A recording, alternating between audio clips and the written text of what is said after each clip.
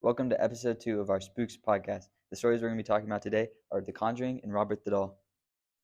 The first story we are going to be talking about is The Conjuring.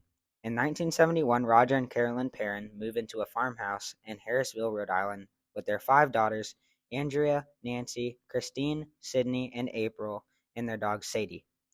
Sadie refuses to enter the house, which is very odd. During a game of hide and seek, the girls found a boarded up entrance to an unknown cellar.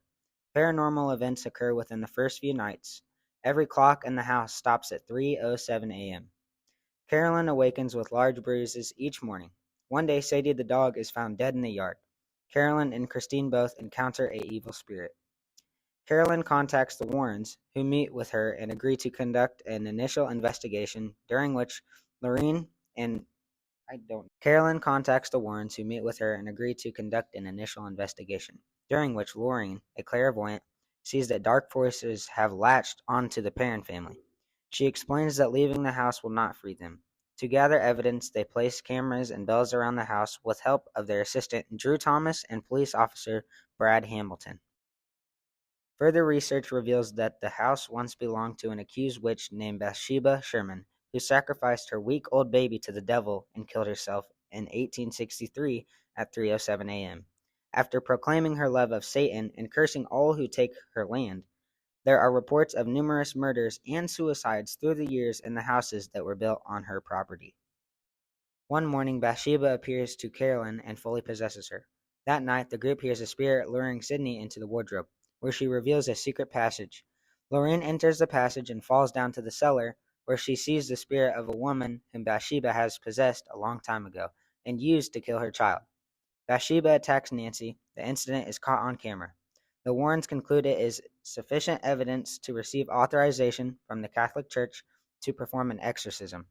Ed Warren completes this exorcism and lifts Bathsheba's curse and condemned her back to hell. My opinion is that the Conjuring story is real because there is a lot of evidence and it's hard not to believe all the eyewitnesses. Also, I've seen people get possessed like on videos, and I think evil spirits are real, so this definitely could be true. Now, for our second story, I'm going to talk about the story of Robert the Doll. The doll originally belonged to Robert Eugene Otto, an artist described as eccentric, who belonged to a prominent Key West family.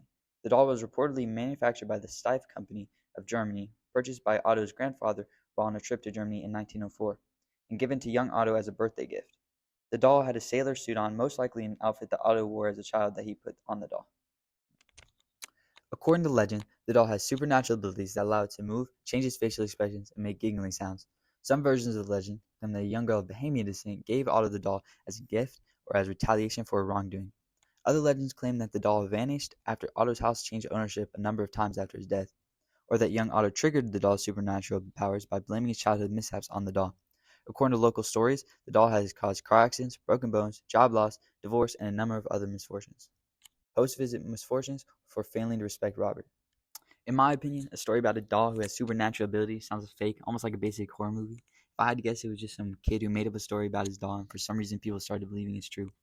Now they even have the doll in the museum, and people probably just blame anything bad that happens to them after they get to the museum on the doll, even though the bad things probably would happen anyways. You're not ever going to see me at that museum, though, just in case. Thank you for tuning in with us on episode 2 of our Spooks podcast. Tune in next time for some more spooky stories.